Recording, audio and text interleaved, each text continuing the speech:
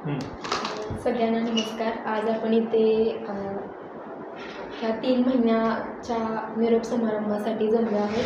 तर या कार्यक्रमाचे अध्यक्ष माननीय उपसंचालक श्री थोरात सर आणि श्री माननीय सांख्यिकी अधिकारी गुरु मॅडम डॉक्टर गुरु मॅडम उपस्थित आहेत. यांच्या अध्यक्षतेखाली आज हा कार्यक्रम संपन्न होणार आहे.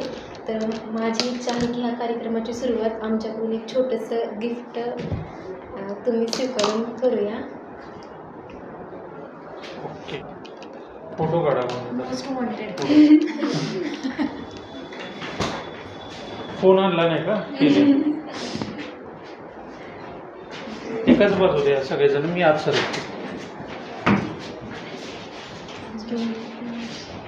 मी पकडते वाटलंच ते एक सरांच्या हातातल्या इथून माझ्याला घातला. ओके, असं असं पकडू. ओके, जॉईंट गिफ्ट आहे.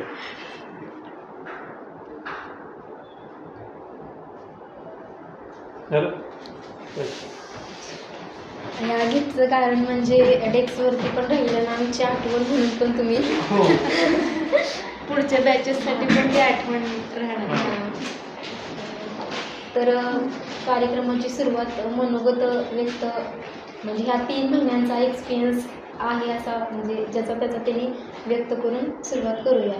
तर मी गौरीला पहिल्यांदा विनंती करते की तिने सुरुवात करावी. Good afternoon. मी गौरी दीपक भुरटे. आज मी तुमच्यासमोर 3 महिन्याचा एक्सपिरियन्स म्हणजे माझं मनोगत, मी 3 महिने काय केलं कसं ते सगळं सांगणार आहे. सुरुवात म्हणजे पहिल्या दिवसापासूनच म्हणता येईल. पहिला दिवस म्हणजे आम्हाला माहीतच नव्हतं की आपलं DSOचं ऑफिस आहे कुठं. फक्त एवढंच माहीत होतं की ते जिल्हा परिषदच्या बिल्डिंगमध्ये. आम्ही ते शोधण्यापासून आमची पहिली सुरुवात केली.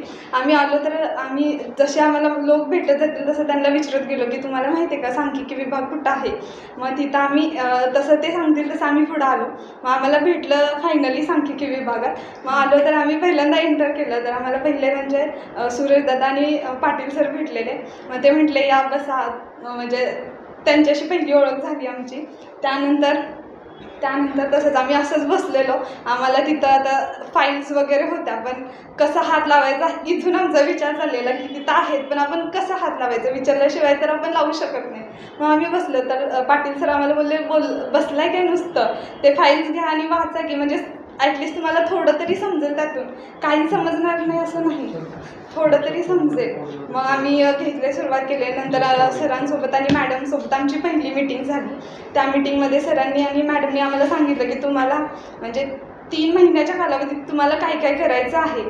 त्यामध्ये त्यांनी सांगितलं की आम्हाला एक प्रोजेक्ट करावा लागेल आणि काही कामे असतील म्हणजे पर्यवेक्षक तुम्हाला वाटून दिले जातील आणि मग ते सांगतील ते कामं तुम्हाला करावी लागतील. मग त्यानंतर 2 दिवसांना आमचा इंटरव्ह्यू झाला.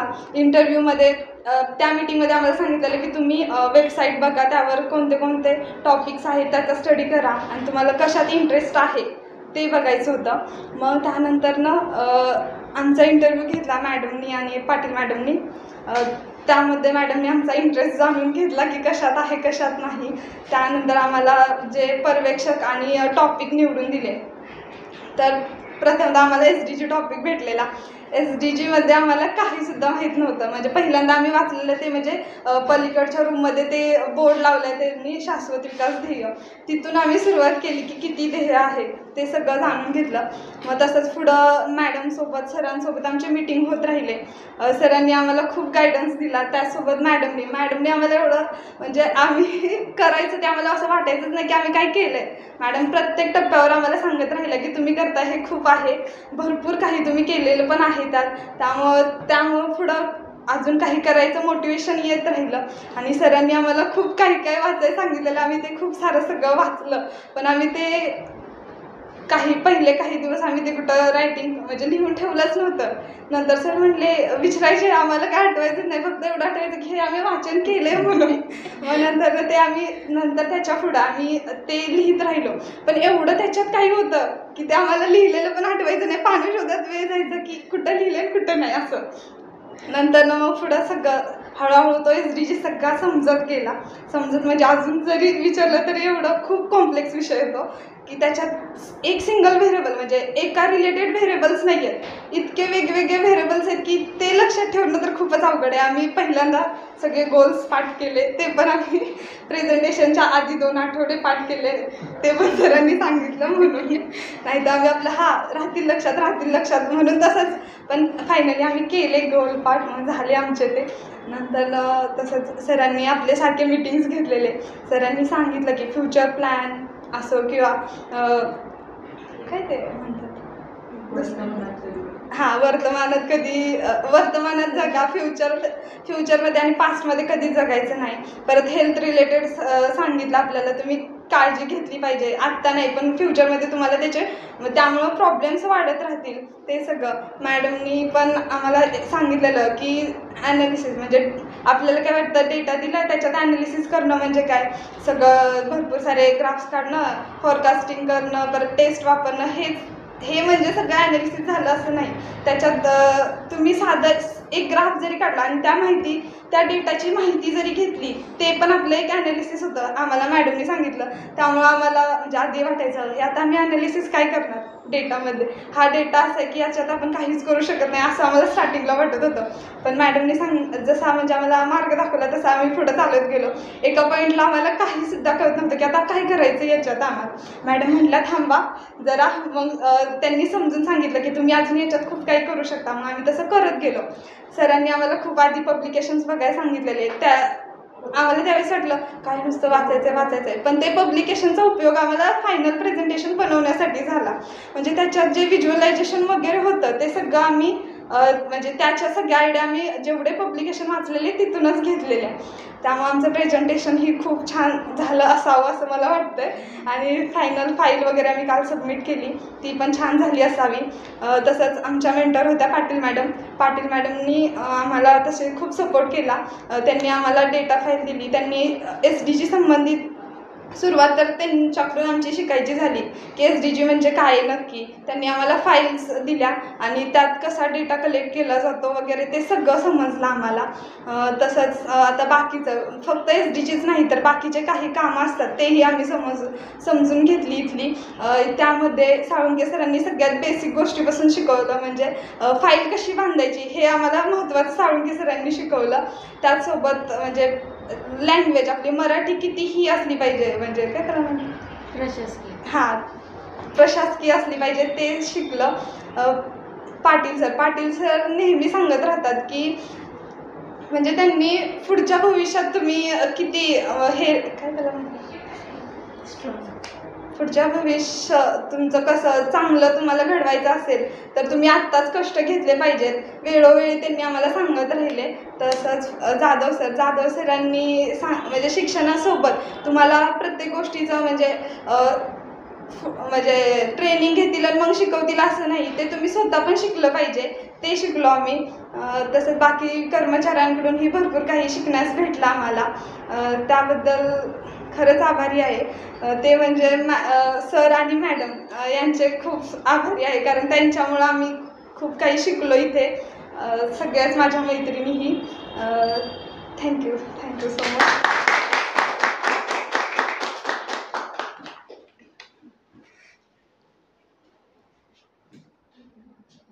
सगळ्यांना गुड आफ्टरनून. आम्ही म्हणजे कॉलेजकडून जेव्हा कळालं की DOSOला इंटर्नशिप भेटती तेव्हापासून आमची घाई होती की पहिली म्हणजे आम्हाला जाधव सरांनी लेक्चरमध्ये सांगितलं की आपापली नावं लिहायची ती म्हणजे म्हणजे फर्स्ट कम फर्स्ट सर्व असं सांगितलेलं आम्हाला. मग आम्ही सगळे पळत गेलो आमचं पहिलं नाव लिहिलं, म्हणजे त्यामध्ये आमचा अख्खा क्लासच होता. म्हणजे पहिलं कोणाला भेटते. मग सर म्हटले पहिले 10च नावं पाठवणार आहेत, आपल्याला सगळ्यांचे पॉसिबलच नाही पाठवणं, जे पहिले 10 सिरियलनं आलेले असतील त्यांनाच भेटणार. मग त्या 10साठी भांडणं पण करते आमच्यामध्ये. मग पहिले 10 होतील त्यांची नावं वरती आली आणि त्या आम्ही 10मध्ये आम्ही होतो तेच आम्ही तर 10 आहेत आता. त्यानंतरनं इथं आल्यानंतरनं असं वाटत होतं की ह्या वातावरणात आम्ही म्हणजे आमचं कसं होईल, म्हणजे आमची वागणूक कशी, यांच्यासमोर बसायचं कसं, काय वगैरे बोलायचं कसं. तर हे सगळे अधिकारी म्हणजे आम्ही असं आमचा कदाचित कुणाशी कॉन्टॅक्ट नव्हता आला, पण इथं आल्यानंतर त्यांनी आम्हाला एवढं कम्फर्ट म्हणजे असं अनकम्फर्टेबल कधीच वाटलं नाही. एकदम कम्फर्टनं आम्ही बसलो, उठलो. आल्यापासून म्हणजे त्यांनी आम्हाला इझिली सांगितलं की ही फाईल घ्या, ही घ्या, हे वाचा, ते वाचा आणि सगळी माहिती सांगितली. असं पण नाही की कोणी असं बोलत होतं. स्वतःहून सगळे येऊन आमच्याशी बोलले. पाटील सर आल्या सगळ्यांचं म्हणजे छान बोलले आमच्यासोबत आणि सगळ्यांनीच आलं. आणि पहिली गोष्ट म्हणजे इथं खूप हेल्दी वातावरण आहे. खूप म्हणजे आम्ही जसं कॉलेजमध्ये आहे तसं स्टाफमध्ये तसं इथं खूप हेल्दी वातावरण आहे. म्हणजे वयानुसार जरी लहान मोठे आहेत पण एकमेकांकडून जसं ते मला येत नाही विचारतात. हे खूप शिकण्यासारखं म्हणजे इथं आल्यानंतर बघितलं आम्ही पहिल्यांदाच. आणि दुसरं म्हणजे सरांनी वेळोवेळी आपल्या मीटिंग सोमवारी आलं की अपडेट मीटिंग व्हायची आणि ह्या रूममधून बाहेर जाताना आम्ही म्हणजे हसून गेलेलो आहे काहीतरी घेऊन म्हणजे खूप काही सरांनी स्वतःचे अनुभव पण आम्हाला सांगितले. खूपच म्हणजे कोण म्हणजे इझिली सांगत नाही. म्हणजे आम्ही त्या अँगलनं कधी विचार पण नव्हता केला की सरांनी त्यांच्या अनुभवातून आम्हाला त्या गोष्टी सांगितल्या. म्हणजे व्यावसायिक वागणूक आणि पर्सनल म्हणजे वैयक्तिक कसं असलं पाहिजे इथून सरांनी सुरुवात केली. चालू ठेवा.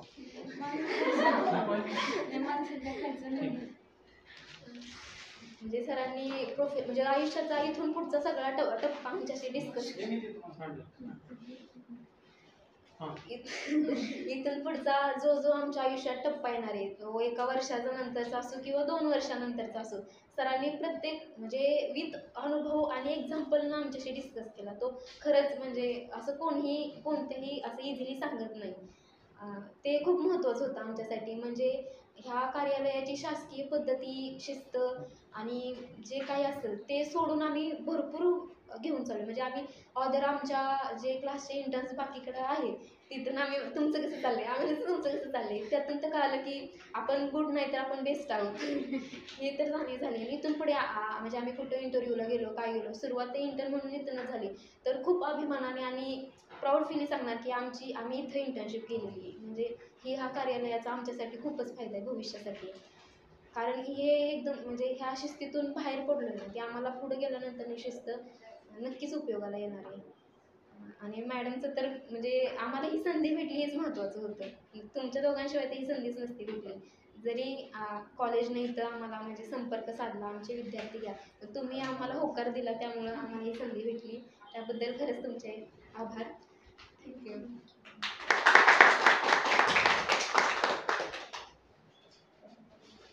चालू करा खायला एक. स्टार्टिंगला इथं आम्ही आलो तेव्हा आम्हाला खूप भीती वाटत होती. म्हणजे आम्हाला काम कोणत्या प्रकारचं असेल नंतर इथलं सगळं वातावरण किती सिरियस असेल का तर गव्हर्नमेंट सेक्टरमध्ये जर म्हणजे काम करायचं म्हटलं तर कोणत्या जर आपल्या हातून जर चुका झाल्या तर ते ॲक्सेप्ट करतील का अशा बऱ्याच म्हणजे मनात विचार येत होते. पण इथं आल्यानंतर ओव्हरऑल सगळ्यांना बघितलं समजून घेतलं तर त्यांनी म्हणजे आम्हाला एवढं कम्फर्ट फील केलं की त्यामुळे आम्ही कोणत्याही प्रेशर खाली येऊन कधीच काम केलं नाही. म्हणजे इथं आम्हाला काम करताना खूप उत्साह वाटायचा. नंतर स्टाफ मेंबरमधील सगळ्या सरांनी त्यांच्या विषयातल्या खूप गोष्टी आम्हाला शिकवल्या. म्हणजे जसं की बाकीच्या पण गोष्टी शिकवल्या. जसं हे पाटील सर त्यांनी आम्हाला महिला दिनाच्या दुसऱ्या दिवशी सांगितलं की जर मुलींना आमच्या आजकालच्या युगात जर जगायचं असेल तर कसं स्ट्रॉंग राहिलं पाहिजे नंतर प्रत्येक प्रॉब्लेम्सला कसं फेस केलं पाहिजे अशा बऱ्याच गोष्टी शिकवल्या. तसंच आमचे मेंटर जाधव सर त्यांनी आम्हाला CPAच्या प्रोजेक्टमध्ये बरीच हेल्प केली. म्हणजे प्रत्येक कन्सेप्ट अशी एकदम रिअल लाईफमध्ये अशी समजून सांगितली. वस्तूंच्या किमती कशा घेतल्या जातात तसेच बऱ्याच गोष्टी त्यांनी समजून सांगितल्या. नंतर त्यांच्यासोबत आम्ही डेटा कलेक्शनला जाताना पण खूप छान अनुभव आला. जसं त्यांनी आम्हाला सांगितलं होतं की म्हणजे मला आणि साक्षीला की मी नसताना तुम्ही तुमच्या जवळच्या फ्लॅट्सचं त्या हाऊसिंग प्राईस इंडेक्सचा डेटा कलेक्ट करा. तर आम्ही आमच्या जवळच्या फ्लॅट्सचा डेटा कलेक्ट करायला गेलो तेव्हा लिटरली त्या लोकांनी आम्हाला तोंडावरच दरवाजे बंद केले म्हणजे माहिती कशासाठी घेताय कुठून आलाय तुम्ही असं बऱ्याच गोष्टी विचारल्या. त्याच्यामुळे आम्हाला एकाचा सुद्धा डेटा मिळाला नाही. म्हणजे आम्ही दोघे असताना भाषण झालं ना त्यांनी तर करा आणि ज्यांचं खूप लांब आहे भाषण त्यांनी पण करा. आणि जाधव सरांसोबत आम्ही जेव्हा डेटा कलेक्ट करायला जायचो तेव्हा म्हणजे त्यांची ID वगैरे बघून लोक खूप रिस्पेक्ट द्यायची. लिटरली म्हणजे आम्हाला चहा पाण्यासाठी पण विचारायची मॅडम म्हणून हाक मारायची. त्याच्यामुळे कुठेतरी असं वाटायचं की गव्हर्नमेंट सेक्टरमध्ये पोझिशन मिळवणे खूप असं आवश्यक आहे आत्तासाठी तरी. नंतर बाकी गुरव मॅडमनी सुद्धा आम्हाला बऱ्याच गोष्टी समजून सांगितल्या. त्यांच्याजवळ एखादी कन्सेप्ट विचारायला गेलं तर त्या कन्सेप्टसोबत त्यांनी लॉजिकही समजून सांगितलं, त्यामुळे म्हणजे गोष्टी समजायला सोप्या झाल्या. नंतर आम्ही जे काम करायचो त्याला गुरव मॅडम आणि थोरात सर नेहमीच ॲप्रिशिएट करायचे, त्यामुळे काम करताना बराच उत्साह वाढायचा. नंतर असं कधीच झालं नाही की थोरात सरांच्या केबिनमधून आम्ही बाहेर पडलो आहे आणि आमच्या चेहऱ्यावर स्माईल नाही. म्हणजे आम्ही येताना जरी स्ट्रेसमध्ये असलो तरी जाताना नेहमी हसतच जायचं.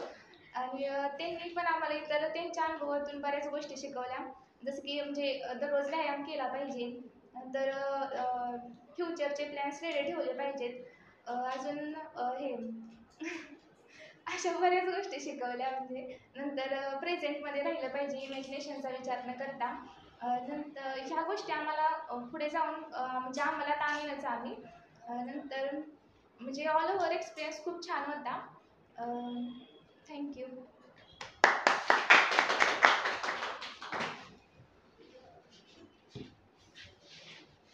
Good afternoon. मी प्रतीक्षा.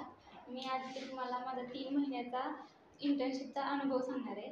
खरं तर ह्या ऑफिसबद्दल काहीच माहीत नव्हतं. इथं आल्यावर समजलं ह्या ऑफिसबद्दल.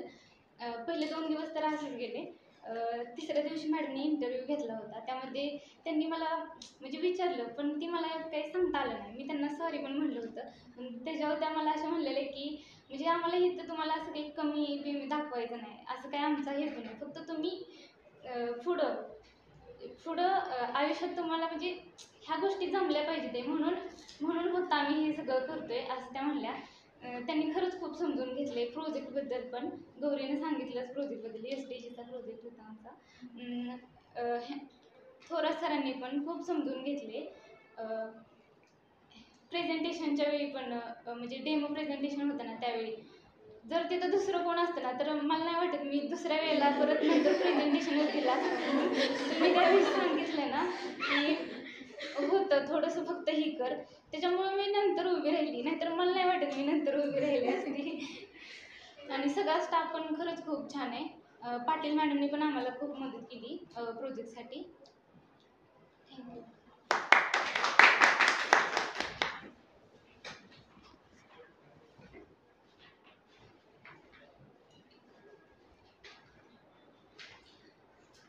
Good evening everyone. आजचा दिवस आमच्यासाठी खूप खास आहे, कारण का गेल्या 3 महिन्याच्या प्रवासाचा आजचा शेवटचा दिवस. शेवटचा म्हणता येणार नाही, कारण का अजून 2-3 दिवस आपल्याला यायचा आहे. सुट्ट्या घेतलेल्या कव्हर करायच्या आहेत. तर गेले 3 महिन्याचा एक्सपिरियन्स असा की ह्या कार्यालयाबद्दल आपल्याला काहीच माहीत नव्हतं. इथलं काम काय आहे, कसं चालतं हे काहीच माहिती नव्हतं. पण इथं आल्यावर सगळ्यांची बॉन्डिंग, कर्मचाऱ्यांचं किंवा अधिकाऱ्यांचं असलेलं बॉन्डिंग आम्हाला त्यांनी खूपच सहकार्य केलं. थोरात सरांनी सांगितलेले त्यांचे विचार म्हणजे आयुष्यात स्वतःचा प्लॅन असणं गरजेचंच आहे, कारण का तो नसेल तर आपण आपल्या डेस्टिनेशनपर्यंत पोहोचू शकणार नाही.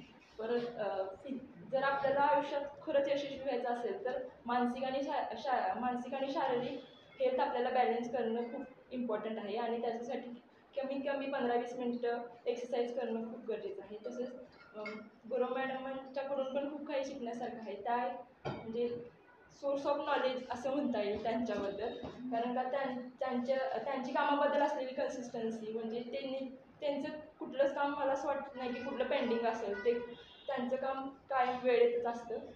आणि मी मान्य थोरात सर आणि डॉक्टर गुरव मॅडम यांचं मनापासून आभार मानते की त्यांनी इथं आम्हाला काम करण्याची संधी दिली. आणि आमचे मेंटर पाटील सर, त्यांच्याकडून पण आम्ही खूप काही शिकलो. त्यांनी आम्हाला मुलींनी कसं असलं पाहिजे, कसं जगलं पाहिजे पुढील जीवनात, कारण का ती आत्ता सध्या काळाची गरज आहे.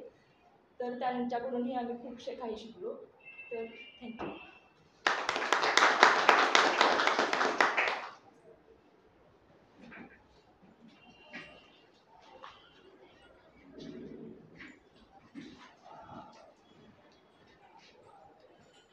हॅलो एव्हरीवन, मी गायत्री टेंबे. तसं इथं आज उभं राहिल्यावर आनंद होतो आहे, पण थोडंसं वाईट पण वाटतं आहे, कारण की आमचा 3 महिन्यांचा प्रवास इथं संपणार आहे. इथं यायच्या आधी असं आम्हाला समजलेलं की सर आणि मॅडम खूप स्ट्रिक्ट आहेत, म्हणजे म्हणजे कामाच्या बाबतीत वगैरे, तर यावं का नाही हा पण प्रश्न पडलेला. तर परत इथं आल्यावर समजलं की काय स्ट्रिक्ट वगैरे नाही आहे, ते आपल्यातले म्हणजे ते आम्हाला त्यांच्या फॅमिलीसारखं त्यांनी ट्रीट केलं, त्यामुळं त्यांना खरंच खूप थँक्यू. सरांनी सांगितलं की म्हणजे स्वतःचा फ्युचर प्लॅन बनवा, स्वतःच्या म्हणजे फ्युचर कसं अजून ब्राईट करता येईल यासाठी प्लॅन करा. मग लग्न वगैरे लग्नाचं 3 महिन्यापूर्वीच प्लॅन कट झाला. 3 महिन्यापूर्वीच प्लॅन कट झालं ऑलरेडी. म्हणजे जस्ट झालंय. हां आणि मग आता जॉब वगैरे तर ते प्लॅनिंग तसं करून ठेवलं आहे सर, आता तुम्ही सांगितल्याप्रमाणे. कारण की तुम्ही सांगितलेलं की इथं जेव्हा मनोगत व्यक्त करायला याल तुम्ही तेव्हा प्लॅनविषयी पण तुम्ही बोललं पाहिजे.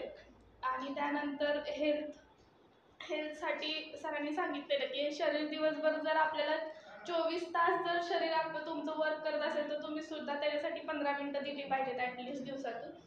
तर तेही आम्ही चालू केलं आहे. आणि त्यानंतर इथले स्टाफ मेंबर्स वगैरे तर खूप मस्त, त्यांनी आम्हाला त्यांचे फॅमिली मेंबर समजल्यासारखं, इथले आम्ही कोणतरी त्यांचा पार्ट आहोत या ऑफिसचा असं त्यांनी आम्हाला ट्रीट केलं.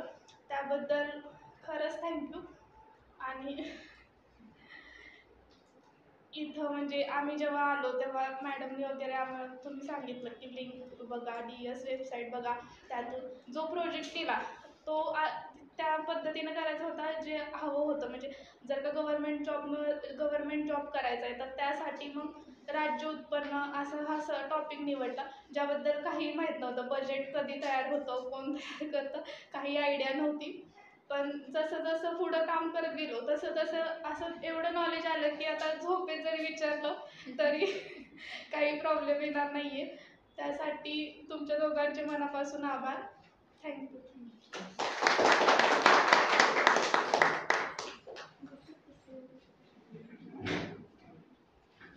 Good afternoon everyone. आता काल सरांनी सांगितलं की मनोगत व्यक्त करायचं आहे. आता मनोगत व्यक्त करायचं झालं तर सांगण्यासारखं खूप काय काय आहे. काय सांगू आणि काय नको असं झालं आहे. तर सुरुवातीपासून बघायचं म्हटलं तर आधी याच्या आधी मी म्हणत होती 3 महिने कसे जाणार हे 3 महिने, पण आत्ता असं वाटतंय की अरे 3 महिने तर संपून पण गेले. म्हणजे आता 3 महिन्याचा प्रवास 3 दिवसावर येऊन राहिला आहे. तर मनामध्ये आनंद पण आहे आणि थोडंसं वाईट पण वाटतंय. आनंद याचा की खूप छान अनुभव भेटले, मग तो स्टाफचा असो किंवा सर्वेचा, इथल्या कामाचा, किंवा मग आयुक्त मॅडमशी भेट याचा. आणि वाईट असं वाटतंय की अरे आता 3 महिने सवय होऊन गेली या वातावरणाची, मग आता हे सोडून जायचं आहे आपल्याला त्याचा. तर थोरात सरांनी आपल्याला कामासोबतच पर्सनल डेव्हलपमेंट, हेल्थ, इमॅजिनेशन या मूल्याच्या गोष्टी शिकवल्या. आणि गुरव मॅडमनी तर मला तर असं वाटतं की आमचा प्रोजेक्ट झालाच नसता. गुरव मॅडमनी खूप मार्गदर्शन केलं, म्हणजे रस्ता दाखवला की SDG प्रोजेक्ट तुम्ही या वेनं करू शकता म्हणून. माझे मेंटॉर साळुंखे सर आहेत. साळुंखे सरांनी अशा खूप छोट्या छोट्या गोष्टी सांगतात. फाईल कशी बांधावी, फाईल बांधण्याची पद्धत वगैरे, असं एवढ्या डीपमध्ये तर कोण सांगत नाही. परत लेटर मला आल्याला म्हटले होते, कार्यविवरण करत होते मी तेव्हा, की एकतर तुझी मराठी सुधरेल किंवा माझी बिघडेल. मग आता काय झालं काय माहिती. आणि आत्तापर्यंत माझं एक पण कार्यविवरण असं नाही गेलं की साळुंखे सरांनी ते चेंजेस नाही केले. म्हणजे त्यांना माझी मराठीच आवडत नाही. तर त्यांनी लेटर वगैरे लिहिलं, शिकवलं. डेटा कलेक्शनला ते जातात त्याची माहिती दिली. पाटील मॅडमने सुद्धा SDGबद्दल खूप मार्गदर्शन केलं प्रोजेक्ट करण्यासाठी. पाटील सरांनी व्यावहारिक ज्ञान दिलं, ते जे आम्हाला इथून बाहेर गेल्यानंतर पण उपयोगी ठरेल खूप जास्त. तसंच बाकीचे कर्मचारी, मोरे मॅडम, जाधव सर, सुरेशदादा, सुनीलदादा यांनी सुद्धा खूप सहकार्य केलं. आणि मेन म्हणजे अधिक जाधव सरांकडून एक गोष्ट कळली की शिक्षण जितकं महत्त्वाचं आहे, अनुभव पण तेवढा जास्ती महत्त्वाचा आहे. आणि सर्वेचा एक अनुभव, तर मी 3 वेळा तरी सर्वेला गेले होते. तर आतापर्यंत मी फक्त सर्वेला आलेली माणसांना माहिती दिली होती. मग आत्ता पहिल्यांदा असं ग्राउंड लेवलला जाऊन काम करण्याची संधी भेटली. ते ह्या फक्त आणि फक्त या कार्यालयामुळे शक्य झालं. त्यामुळं थँक्यू तुमच्या दोघांना पण. आणि हे कळलं की फक्त सर्वे म्हणजे माहिती गोळा करणं किंवा लिहिणं, त्यांची माहिती लिहिणं नाही, तर त्यांनी विचारलेल्या प्रश्नांची आपल्याला त्यांना पटेल अशी समाधानकारक उत्तरंसुद्धा देता आली पाहिजेत. पटवता आलं पाहिजे. आता तुम्ही हाऊस इंडेक्स सर्वेला आलाय, मग का आलाय? ID तर तुम्ही कॉलेजचं घातलंय, मग शासनाकडून कसं आलाय? अशा प्रश्नांची उत्तरं द्यावी लागली. तर ते कळलं की पटवून कसं द्यायचं माणसांना. आणि इथून आम्ही शासकीय कामकाज कसं चालतं, कार्यालयीन शिस्त काय असते, परत मार्गदर्शन, तसंच जे पर्सनल आपले काय म्हणतात ना, जीवनशैलीची बद्दलचे मार्गदर्शन सरांनी केलेलं, हे सगळं आमच्यासोबत घेऊन चाललं आहे. तसंच एक चांगलं जीवन जगण्याची प्रेरणा घेऊन चालली आहे मी माझ्यासोबत इथून. तसंच इथल्या सगळा स्टाफ, म्हणजे सगळा सूरज दादांपासून ते सर मॅडम तुमच्यापर्यंत सगळ्या स्टाफची माणुसकी, आपुलकी, हे सर्व मी इथून घेऊन चालली आहे. थँक्यू.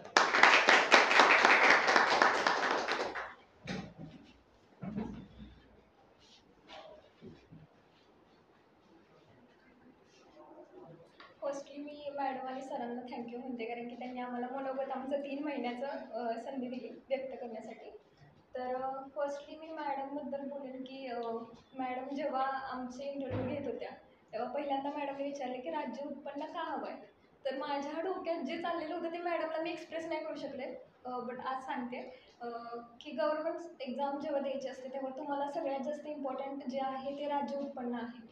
कारण की त्याच्यावर जर इंटरव्ह्यूमध्येच क्वेश्चन विचारले तर आम्हाला माहिती नाही आहे की कशा पद्धतीनं क्वेश्चन विचारले जातील किंवा कशा पद्धतीनं आपल्याला आन्सर करायचं आहे. मुळात बजेट हा विषयच आमच्या पूर्ण बाहेरचाच आहे. आणि आत्ता इथं आल्यानंतर आम्हाला इकॉनॉमिक्स प्लस स्टॅटिस्टिक्स ह्या 2 कॉन्सेप्टशी आम्हाला म्हणजे आम्ही त्यांच्या हे झालो की जवळ गेलो आणि त्याच्यातली माहिती आम्ही शिकलो. त्याच्यामुळं आम्हाला इथं येऊन इकॉनॉमिक्स प्लस स्टॅटिस्टिक्स असे 2 सब्जेक्ट म्हणजे राज्य उत्पन्न जे घेतलेलं होतं त्या दोघींना आम्हाला समजलं.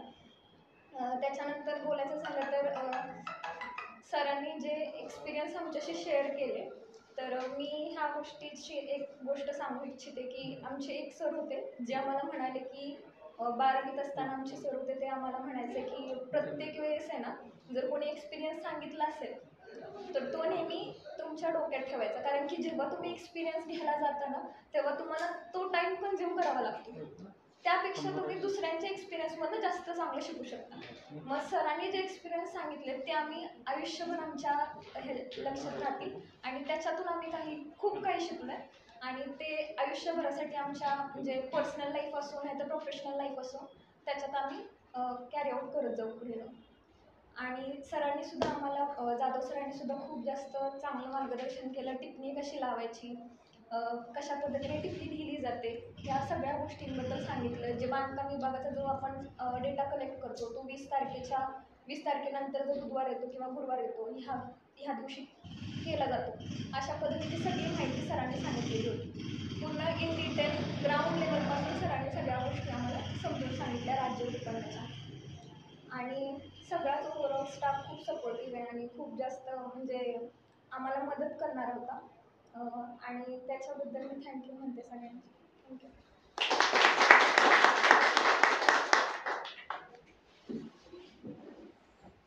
सर्वांनी खाते चहा बाहेर गार होतोय का?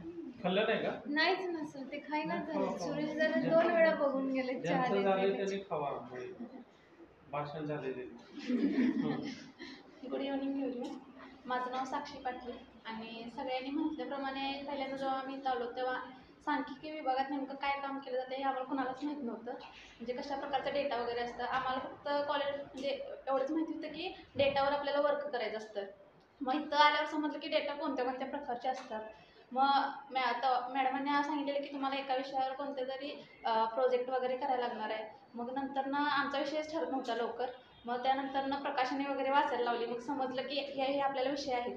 मग त्यानंतर आमचा CPI हा विषय ठरला. मग त्यामध्ये पण सरांनी स्टार्टिंगला आम्हाला फक्त डेटा एंट्रीज करायला देत होतं आणि ते पण फक्त एक सेंटरचेच देत होतं.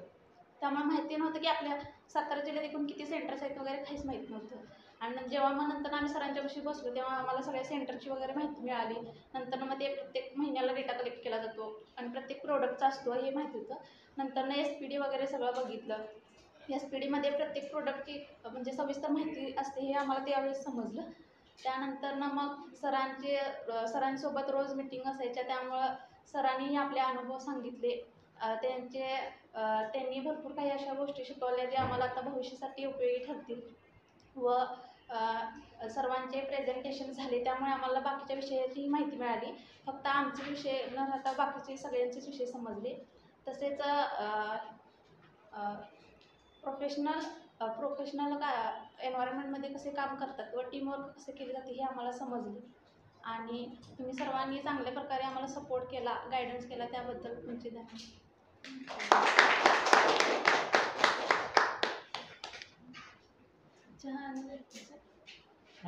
आता आभार कोणाचे ते आता झाले का सगळ्यांचे मनोगत? वोट ऑफ थांबा वोट ऑफ थँक्स आधी आमचं दोघांचं होईल मनोगत आणि नंतर वोट ऑफ थँक्स होतं. तुम्ही बोला. चार सांगा. सांगते झोपच आहे.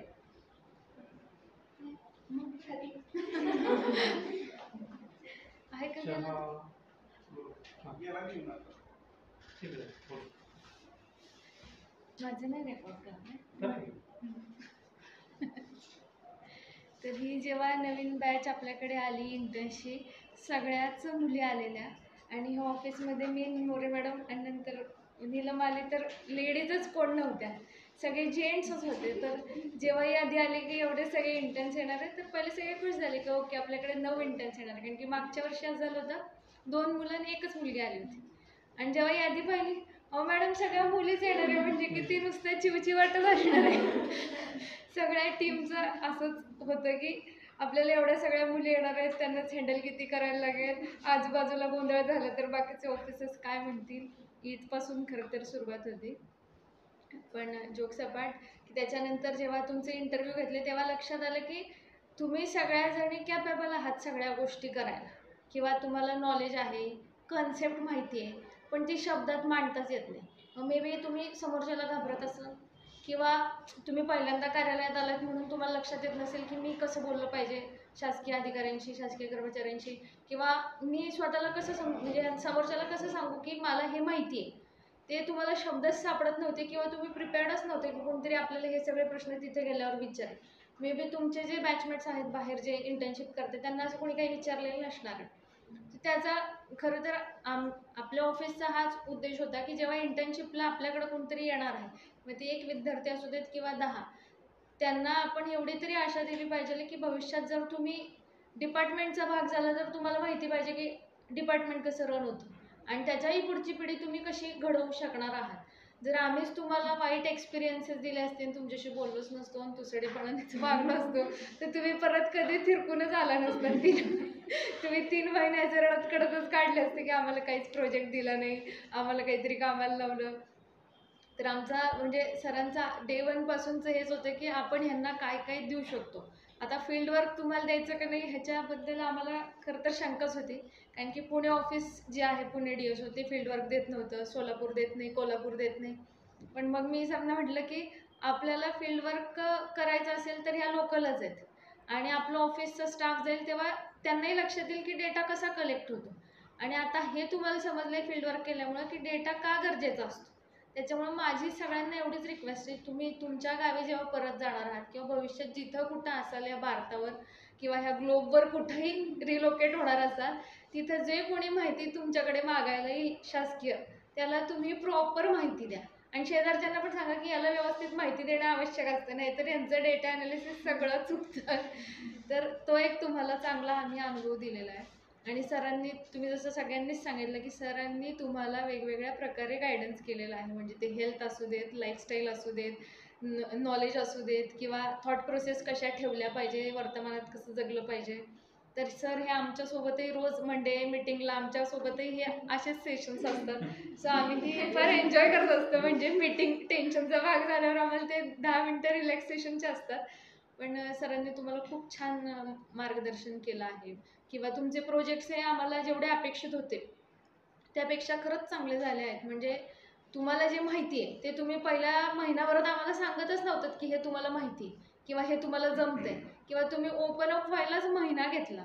त्याच्यामुळे ते प्रोजेक्टवर काम करता करता दुसऱ्या महिन्यात लक्षात आलं की अरे आपण याला अजून स्पीडअप करू शकतो. मग ते सरांनी आठवड्याचेच डेडलाईन्स दिलेत की नाही आता हे व्हायलाच पाहिजे, हे करायलाच पाहिजे. असं करत करत आज आपण शेवटच्या 2-3 दिवसात पोहोचलेलो आहोत आणि नक्कीच तुम्ही इथनं खूप चांगल्या आठवणी घेऊन जाणार आहात.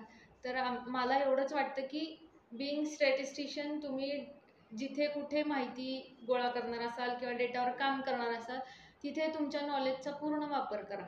आणि जिथे जिथे गव्हर्नमेंटला एखाद्या प्रायव्हेट संस्थेची जेव्हा गरज पडेल आणि जर तुम्ही तिथे उपलब्ध असाल तर नक्कीच गव्हर्नमेंटला मदत करा.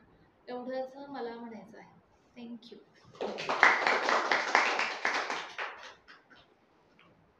सर आता तुम्ही.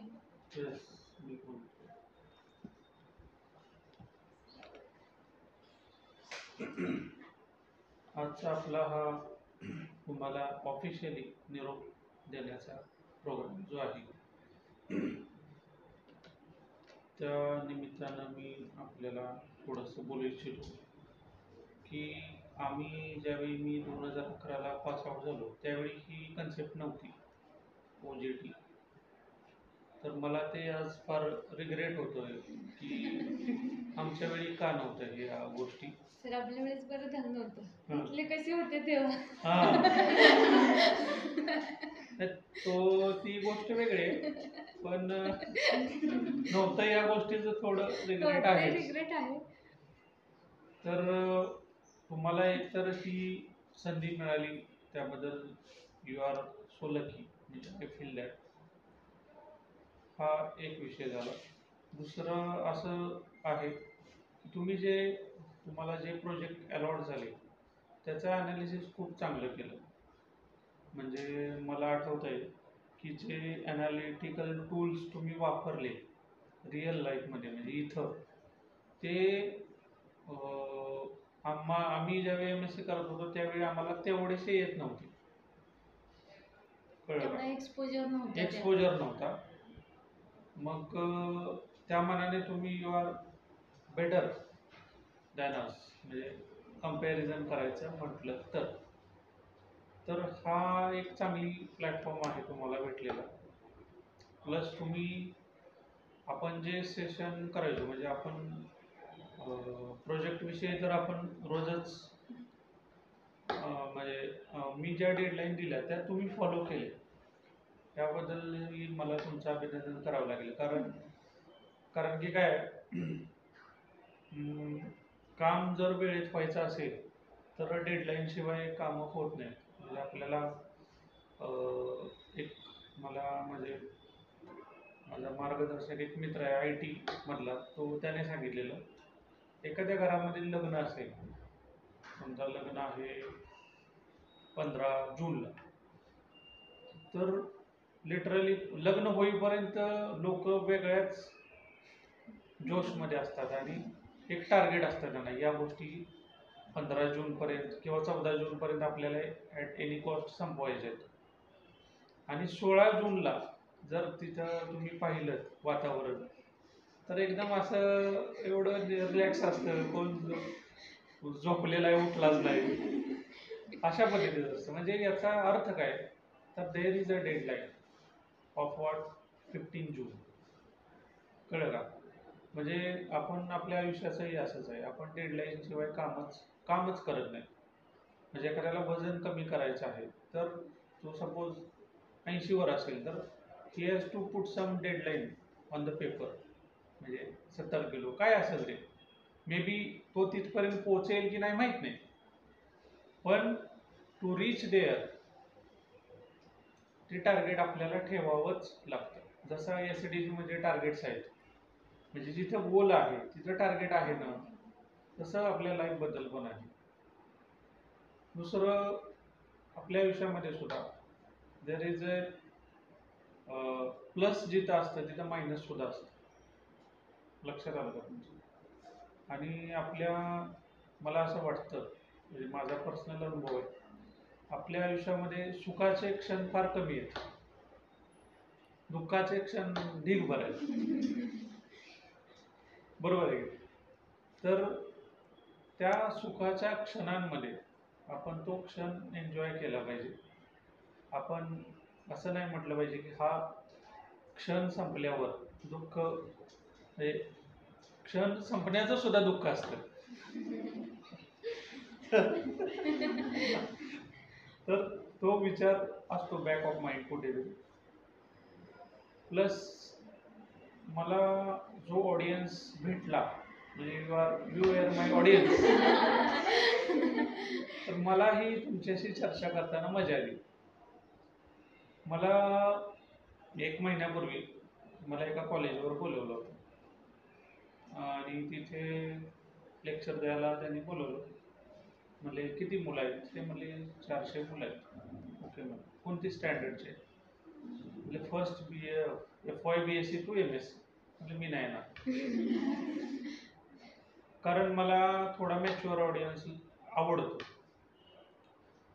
म्हणजे कोण तर एकतर BSc 3rd इयर थोडेसे मॅच्युअर असतात आणि MSc सेकंड इयर.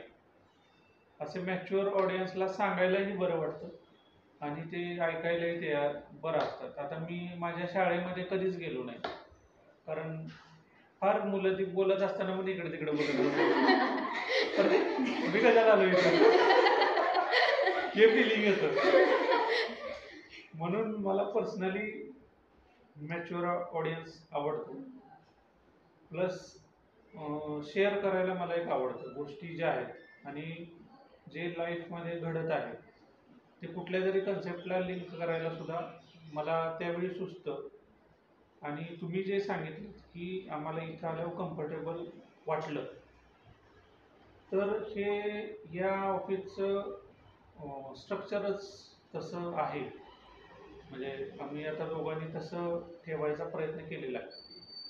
माझं पर्सनली मी जिथं जातो आणि जिथं मला शक्य असतं वातावरण कंट्रोल करणं, तिथं मी चांगलं ठेवायचा प्रयत्न करतो. म्हणजे मी रायगडला ज्यावेळी होतो कार्यालय प्रमुख, तिथे माझं पहिलं पोस्टिंग, पण तिथं किती 12 लोकांचा स्टाफपैकी 7 जणच फक्त होते, बाकी 5 वॅकंट होते. इथं कसं आहे फुल भरलेले. फुल स्टाफ असेल तर काम करायला चांगली मजा येते. रायगडला तशी परिस्थिती नव्हती. तर तिथेही जरी 7 जण मी असलो तरी सुद्धा त्या 6 लोकांना मी सोडून ऑफिसला कधी येईल असं वाटतं, असं मला तिथले लोक सांगायचे खालचे. म्हणजे आम्हाला घरी गेल्यावर नंतर नेक्स्ट डे एकदा चहा घ्या, हां कम टू द पॉईंट. तर मी रायगडला असताना कमी स्टाफ होता, पण तिथे एक असा माहोल होता की आम्हाला ते सांगायचे की स्टाफ ऑफिसला यावंसं वाटतं. तर कुठल्याही ऑफिसमध्ये जो कार्यालय प्रमुख असतो तो या गोष्टीमध्ये कसं वातावरण ठेवायचं आहे ते फार रोल महत्त्वाचा असतो. माझ्या अंडर एक लेडी ऑफिसर मुंबईमध्ये काम करत होती आणि ती लिटरली मला असं म्हटली की मला नवरा कसलाही असला तर चालेल, पण बॉस चांगला पाहिजे. कारण मी ॲक्टिव्ह टाईम इथं असते आणि बॉस शुड बी गुड. म्हणजे मे बी ही अतिशयोक्ती असू शकते, पण ते खरं आहे. ॲक्च्युली मी मुंबई सोडायचं कारणही तेच आहे की my boss was literally not good.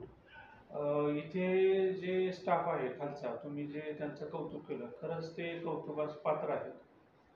कारण की एखाद्या ऑफिसचं एक कल्चर असतं आणि ते कल्चर इथल्या सगळ्यांनीच ते व्यवस्थित चांगलं चालू ठेवायचा प्रयत्न केले. तुम्ही सुरुवातीला जो सांगितलं की आम्ही OJTला त्यांनी कळवलं 9 मुलीच आहेत. आता कोणी जर सांगितलं की मॅडमने सांगितलं की कसं होईल काय होईल, तर ती जी शंका आहे ती आमच्याही मनातनं आता गेलेली आहे की बाबा मुली जरी असल्या तरी काही प्रॉब्लेम नाही. आणि एवढ्या संख्येनं जास्त असून सुद्धा तुम्ही जो माहोल अतिशय चांगला ठेवला, हे खरंच तुम्ही सगळेजण कौतुकास पात्र आहात. आणि आम्हालाही आमच्याबद्दल स्वतःच्या इफिशियन्सीबद्दल डाऊट होता की आम्ही कसं करू शकू. म्हणजे आयुक्त मॅडमनी सुद्धा जे ॲप्रिशिएट केलं आणि त्या ॲप्रिशिएशनच्या लेवलचं तुम्ही कामही केलं. म्हणजे प्रोजेक्ट्स जे केले ते अतिशय खूप चांगले होते. जे आम्हालाही काही गोष्टी वाचायला जमत नाही त्या गोष्टी तुमच्याकडून चर्चेतून कळाल्या. पर्सनली मला SADC विषय नव्हता कळला. शासनाने एवढे पैसे स्पेंड करून 3 दिवस आम्हाला तिथं ठेवून 5 दिवस जेवढा नव्हता कळला तेवढा आपल्या प्रेझेंटेशनच्या माध्यमातून कळला. तुमच्या प्रेझेंटेशनने मला चांगला फायदा झाला. CPIचा झाला, ASIचा झाला आणि बजेट याच्यामध्ये स्वतः मी काम केलं असल्यामुळं मला त्या गोष्टी माहीत होत्या. त्यामुळे तो मे बी बाकीचे 3 प्रोजेक्ट इतर कुठलेही DSO ऑफिस करू शकतात, पण बजेटचा प्रोजेक्ट कुठलंही ऑफिस करू शकत नाही ही मला गॅरंटी आहे. कारण की त्यांना जे इनपुट्स द्यायचे होते, कुठं काय ठेवलेलं आहे ते नाही समजून येत. त्यामुळं तुमचाही बजेटचा जो प्रोजेक्ट आहे तो खरं युनिक होता असं मला वाटतं. ओव्हरऑल सगळ्यांचंच काम अतिशय चांगलं झालं, त्याबद्दल सगळ्यांचं अभिनंदन करतो. आणि तुम्ही जो चांगला रिस्पॉन्स दिला त्याचंही मी कौतुक करतो आणि पुढील आयुष्यासाठी तुम्हाला शुभेच्छा देतो. तुम्ही एखाद्या चांगल्या पदावर जा आणि आम्हाला कळवा की सर मी इथं काम करते. त्यामुळे आम्हालाही प्राऊड फिलिंग येईल, तुमच्या कॉलेजला येईल, तुमच्या पॅरेंट्सना येईल, तुमच्या स्वतःलाही ती प्राऊड फिलिंग येईल. तो ती प्राऊड फिलिंग करण्याची संधी तुम्ही इतरांना द्यावीत असं मला वाटतं. आणि एवढंच बोलून मी माझं छोटंसं मनोगत संपवतो. धन्यवाद.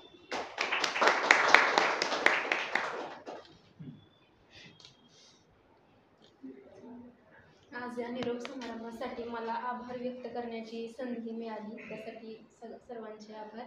आणि या संधीतून मला माझ्या मनातील कृतज्ञतेचे भाव मांडण्याचा सुद्धा एक संधी मिळाली. तर सर्वप्रथम मी माननीय संचालक श्री थोरात सर आणि माननीय सांख्यिकी अधिकारी डॉक्टर गुरव मॅडम यांचे मनापासून आभार व्यक्त करते. कारण त्यांच्यामुळे इथं संधी उपलब्ध झाली आपल्या सर्वांनाच. आणि यांच्या मार्गदर्शनातून आपल्याला या कार्यालयातून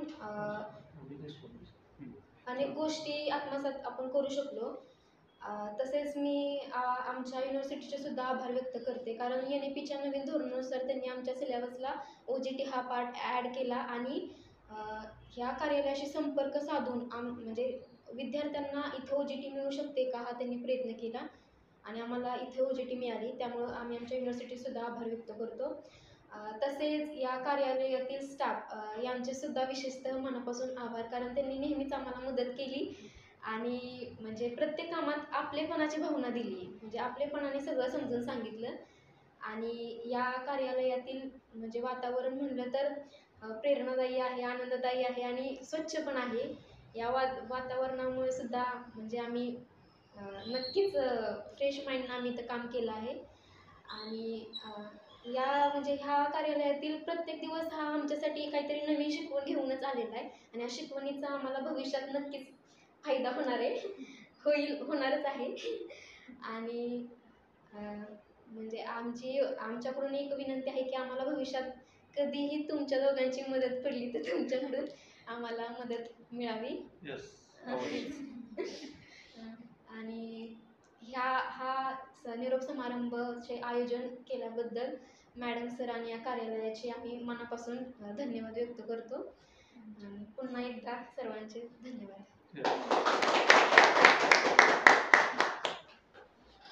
ते पण झालं चालू आहे काय